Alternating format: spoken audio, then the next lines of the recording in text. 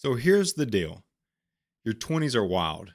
You're figuring out careers, relationships, identity, maybe moving to a new city, or maybe just trying to stay afloat. And through all that, you still want to live. You want to travel, you want to go out with friends, you want to treat yourself, say yes to that moment, and honestly, you should. But what if I told you the way you handle money in your 20s, even the small stuff, can either unlock freedom for your future or quietly sabotage it? This episode isn't about becoming a budgeting monk or skipping a latte. It's about avoiding the sneaky, quiet, easy to make financial mistakes that most people don't even notice until they're drowning in them in their 30s. Today, I'm breaking down some of the most common money missteps that people in their 20s can make and how to dodge them without absolutely derailing living life as a 20-year-old. Yes, you can still go to brunch, you can still travel, you can still enjoy your life, but let's make sure first you're not paying for it in your 40s. Let's go. Welcome to the Financial Mirror. Where future success is reflected in our knowledge of fixing the one thing we can control, ourselves. Welcome to the Financial Mirror, and thanks for joining me today as we continue to work to improve the one thing that we can control, ourselves. Here at the Financial Mirror, it is not about the numbers and spreadsheets alone, but about transforming and educating you on money so that you can make smarter financial decisions. If this is the first time you're joining in, don't forget to hit subscribe on YouTube to be notified of all the new episodes as they release. If you're listening to this on Rumble, don't forget to like the video and follow the channel. And on any podcast platform of your choice, don't forget to like and subscribe to the podcast. So today we're digging into something that affects everyone. In their 20s, this is common. There's common financial missteps that sneak up and shape really the next 2 decades of your life, right? This isn't about living like a monk, but there are guardrails that have to be put up. You can absolutely have fun, go out, travel, treat yourself, but let's not do that by affecting what our 30s and what our 40s are going to look like. I want to cover some of the most common traps young adults fall into and how to enjoy life while avoiding them. If you're not in your 20s, you know a 20-year-old. Share this with them. Your kids are about to graduate high school. Teach them about this. These are some of those things that you can easily fall into, but you don't have to. So there's a couple things that I want to address. And first off, I want to address the psychology. And this first part really does not pertain to 20-year-olds specifically. Really, this whole episode could apply to anyone. You could be in your 30s and still making some of these mistakes. So the key right here first is I do want to talk about some psychology, not from a wiring perspective or why we do things and why you should budget and like why you don't budget.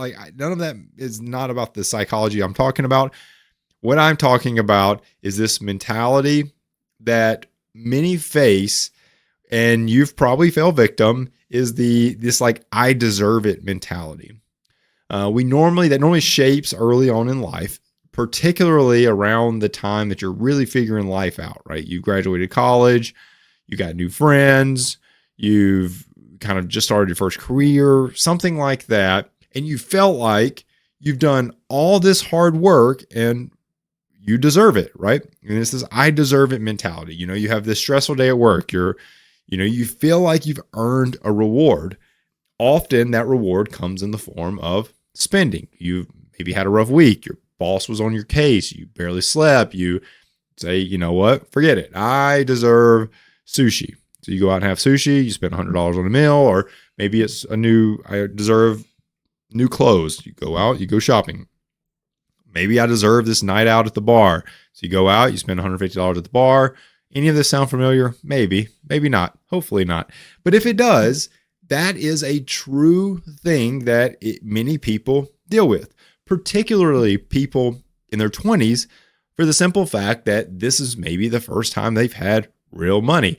Maybe this is the first time they have not been under mom and dad's wing. Maybe this is the first time that they've really felt slightly independent. They feel like they're putting in a hard day's work or all like a lifelong time at school. And they're like, yeah, I deserve this. I earn this. Common things that people say. Now, the problem with it is that this carries into your everyday life for decades later if you don't address it early. And that's kind of some of those things that we're going to talk about today is how can you start to address it? And that's one. The other thing that we tend to see show up in this idea or this area of people kind of having these like entryways or these like gateways to like common financial missteps in those early parts of your life is people like to, with social media becoming such a predominant thing in society, people like to live a life that is comparable to where their friends are at. Now, when you see peers living lavishly, going on that wild trip, going and having fun at that wild event or whatever, it makes you start to have this like FOMO, this like fear of missing out. And what that tends to do is lead to you overspending to keep up. These are all psychological things, whether you realize them or don't. Hopefully now you do. But this is one of those areas that will creep in and start to send you down a path of financial missteps. These are the things that are completely in your control and ultimately start in your, brain. So just a couple little things that hopefully, if you can think about that emotional side of money, we can start to accomplish some of these other missteps and avoid them as much as possible. Now, here's the thing. If you can understand what your common theme is, whether it's that I deserve it and you find yourself saying that, or maybe it is this, you're looking through social media and you see a friend that just went on this like lavish vacation. You're like, man, I wish that was me. They must just be living a great life. That could be true, but they could have also fallen victim to one of these missteps just to get there. Okay. So just think about that. Keep that as a frame of reference as we move through these 6 common financial missteps. Okay. So let's move on. I didn't want to stick around on this emotional side too long. I wanted to get to some practicality. So what are the biggest financial mistakes you should actually watch out for in your 20s? Okay. Number 1, the first one up is living on credit cards. When you are young and dumb, I didn't say that. When you are young, you make very bad decisions. You do. And credit cards are probably the number one thing that people today fall victim to. And this does not call out 20-year-olds. This is everybody. Credit cards are being driven solely on the basis of people wanting something now, people wanting it today. And when you're in college or you're kind of going through that, your first career or getting into your first career straight out of high school or what have you, like when you're in your 20s, many people start to use credit cards as income supplements rather than like a tool for convenience. Maybe they use it literally as income supplements. And all of a sudden, the spending along with the interest rate can make small balances feel unbearable, right? Very quickly. And people start to carry balances and all of a sudden they are in a hiccup and that turns into a really, really, really bad day. So, and credit card companies know this. If you've been to college or if you, right when you turn 18, 19, 20 years old, you're going to start getting lots and lots of credit card offers. You're pre-approved for XYZ credit card, and you're going to see that pop up a lot of places. And this is because credit card companies know you are vulnerable. And if they can get you locked into a balance, you are a free paycheck to them from that interest charge. So let's say, you buy an $800 ticket to some event, and that's travel and all, right? You just kind of $800 in travel for this event, and you put it on a credit card, and you think, hey, I'm going to pay it off next month. And then next month comes, and your car has trouble, and you have a car repair. You make the minimum payment. 3 months later, you've paid, let's say, $200 in interest, and you still owe most of the $800 from that event. That event's starting to look not as much fun, right? That's where this whole concept comes in. Is my advice to you. Step one, don't live on credit cards, right? Don't live on credit cards. As much as you can avoid it early in your life, please avoid credit cards. You're really and truthfully living in a very vulnerable time in your life where income can be low, wants can be high. Don't put yourself in a position to have buying power that you're not quite ready for. Okay. So if you get a credit card, okay. But if you can't pay it off in full, it's a red flag. Rethink the purchase. It's not worth it. Really, it's not worth it. So that's number one. Don't live off the credit cards. Avoid the credit cards if you can. But if you're already in it, pay it off and stop using it, right? Like you're just in a vulnerable state, okay? So that's number one. Don't live on the credit cards.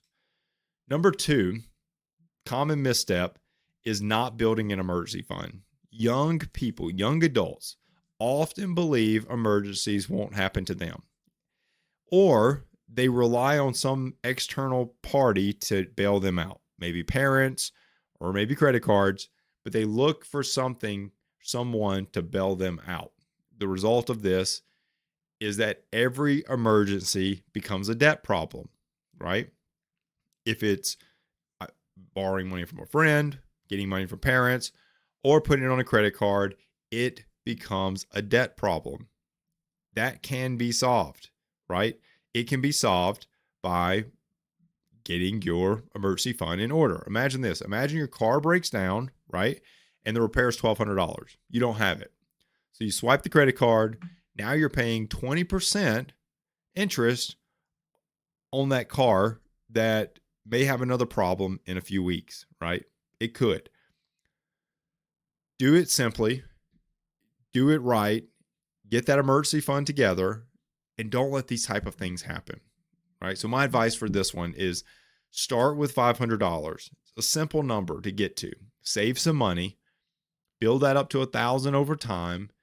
It's not a full safety net, right? Like that car repair for $1,200, if you had $1,000, you're still coming out $200, but man, $200 so much easier to swallow than 12, right? It is. So utilize that. Utilize a high yield savings account to keep it in. Automate a few, dollars a week or a month or whatever to fund that thing, and just get it up to $1,000 as fast as you can. And maybe that builds the muscle for savings, and you just keep it going, and you get it to 11 and 12 and 15 and 2 and all these like thousands of dollars very, very quickly, very easily.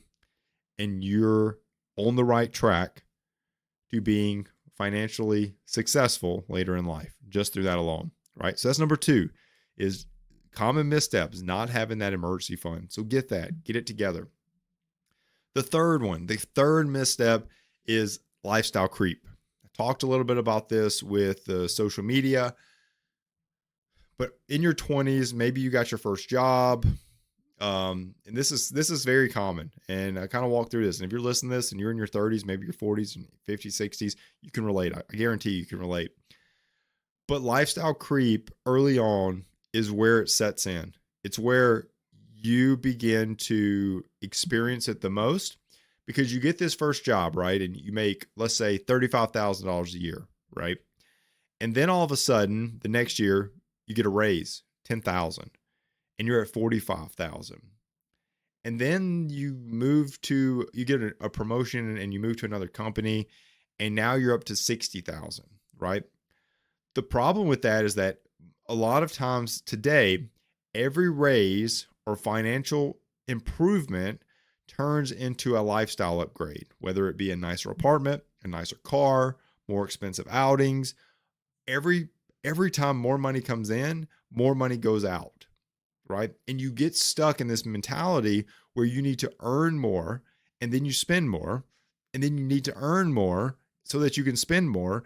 And it is vicious cycle. So you go from making 35,000 to 50,000, and instead of saving that extra 15,000 and living this life that you've been living, you move into this trendy loft, you go eat out 4 nights a week, you sign up for 2 new subscriptions, like, and all the 15,000 starts to go away very fast, right?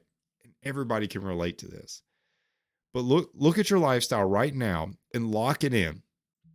Lock it in for the first 6 to 12 months after each raise. Don't just, as soon as I get a raise, reward myself with this new thing, right?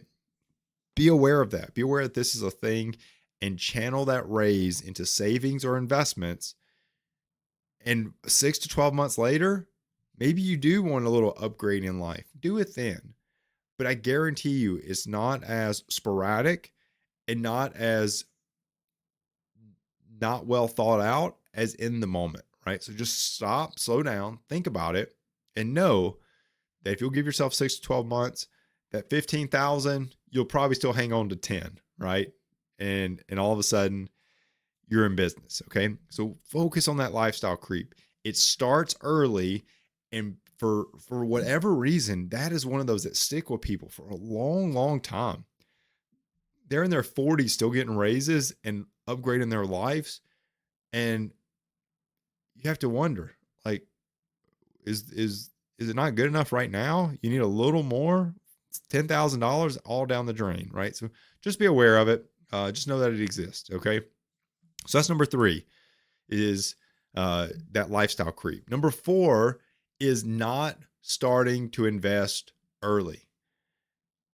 Older people will tell you, man, I wish I would have started earlier. Every older person will tell you that. And no younger people listen, right? Me included, right? Like when I was younger, I wasn't listening. I was trying to get into investing, and then I would do it for a little while and stop, and do it for a little while and stop. Maybe even pull a little out every once in a while because I just needed it for that lifestyle creep, right? We can all relate. But young adults often say, I don't make enough to invest, or they delay it until their 30s or 40s. And that delay kills the power of compounding, right? So if you'll invest even $5, $10, $50, $100 from 22 to 32, and then you stop, you will still end up with more than someone who started at 32 and invest $100 for a month for 30 years. Like just that 10 years alone is valuable. So don't lose it. If it's $10, do it. If it's $5, do it. Now with so many companies out there doing fractional shares, you could buy into like the SPY for $5, literally, and do some investing that way, right? So I'll put a link down below that you can go sign up and get with a broker to start doing some investing. But I'm telling you, look at like fractional shares of like ETFs and stuff that follow the market that you can get in with like a fractional share.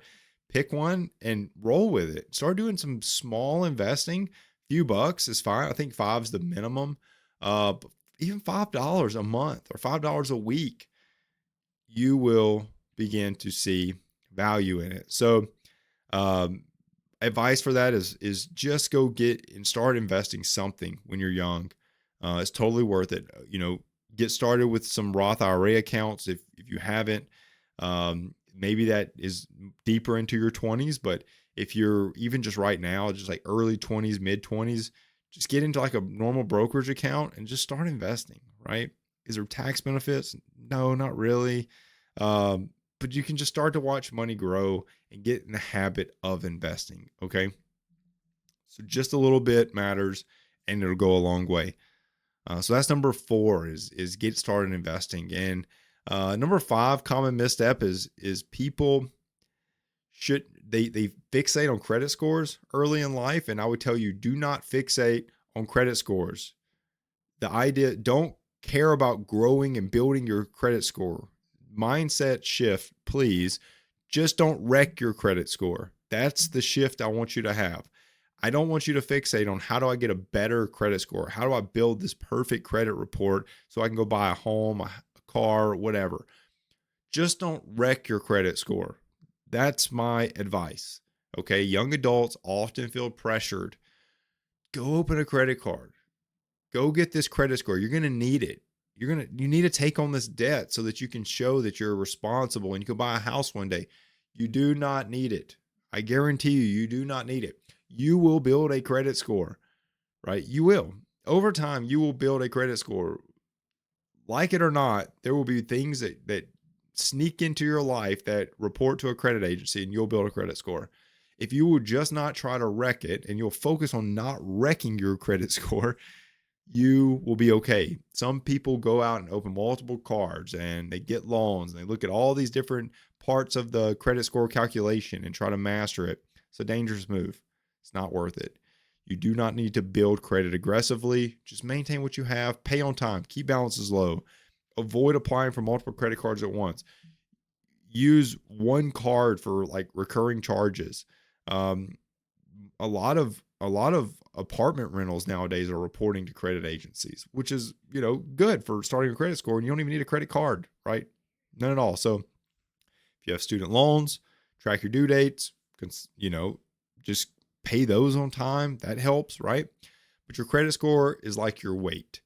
You don't need to chase a number. You just don't want to ignore it and get out of control, right? That's the key, okay? So don't fixate on credit scores. Just don't wreck them, all right? And the last one is not budgeting and tracking spending. Now, many equate budgeting with restriction, so they just ignore it. They don't budget at all. The result is mystery spending, money disappearing, and nothing left over, okay? So if you don't know where your money's going, you're not spending. It's just slipping through your fingers, right? You have no idea. So I tell you, it's easier to manage, let's say, $1,000 a month than it is to manage $10,000 a month. Okay. It is 100% easier to manage $1,000 a month than it is to manage $10,000 a month. When you're young, you are at a prime advantage for learning how to budget effectively, right? You're at a prime advantage. So I tell you, find a way to get started. I'm not telling you to stop having fun. I'm not telling you to stop enjoying life in your 20s, but I am telling you to track it. Just track it. Track that you went to the bar and spent $100, right? Just track it. Don't let your mindset be, well, if I track it, I see it, and I have to acknowledge that I spent $100 at the bar. Yes, you do. It's a part of it, right? It's a part of life. You need to know where your money's going. You do. So, whether there's budgeting apps out there, and just go find something that works for you. I'm not here to recommend one. Just find something that works for you. But the biggest thing that I would say is that you've got to, in your 20s, you've got to enjoy life, right? You do. And you got to do it without guilt. But you can enjoy life. Like, intentional spending is better than impulsive spending. And that's really what I'm asking for you to avoid. Avoid impulsive spending. Avoid making fun the only thing you care about. Like, let's think about money a little bit so you don't wreck your 30s and you're not trying to rebuild everything you destroyed, right? Create a fun fund, a fun money fund, like whatever you want to call it, and let it just be guilt-free money that you just go spend. If it's $100 a month, just spend it on whatever you want. Like, I don't care. Just spend it. If you want to plan for a big vacation, festival, concert, whatever, just spend it. Break it into little mini monthly savings goals and save it. You don't need to say no to life. You just really need to say yes to purposeful spending. So in your 30s, you don't look back and say, man, like, I just wrecked it. I really just threw away those 10 years, right? You don't want that. So I would tell you, make a fun money, like, spending line in your budget. That way, when you splurge, it feels good, not stressful. Like, you have that little miscellaneous fund to put that towards. So last thing that I want to kind of leave you with today is just a few quick wins you can do today, right? This is just a quick checklist that you could go through and say, if I can do these things, I can start winning with money right now, regardless of age. first thing I would do is auto transfer money into savings or / emergency fund, right? Auto transfer, right? If it's 25 a week, if it's 20 a week, 5 a week, 25 a month, like I don't care. Just start auto transferring and get in the habit. That's number one. Pick a number and auto transfer it into a savings or emergency fund account. Number two is get started investing.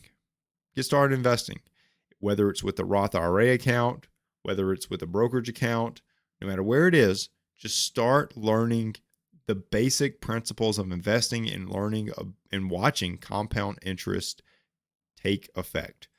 Because if you'll do that for 10 years, you'll be sold on it for the next 50, right? I guarantee it.